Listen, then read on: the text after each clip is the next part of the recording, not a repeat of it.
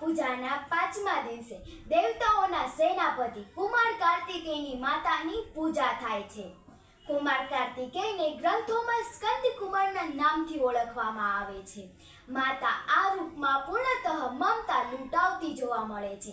માતા પોતાના 2 હાથોમાં કમળના ફૂલ ધારણ કરે છે અને એક હાથમાં ભગવાન સ્કંદ કે કુમાર કાર્તિકેયને ખોળામાં ધારણ કરે છે અને બીજા હાથોમાં ભક્તો પર આશીર્વાદ વરસાવે છે.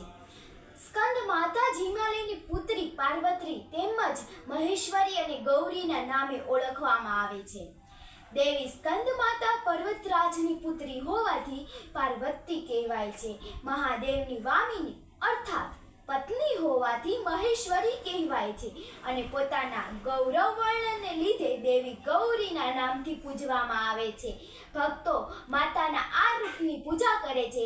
માતા તેમના પુત્રની જેમ જ સ્નેહ લૂંટાવે છે. જય સ્કંદ માતા.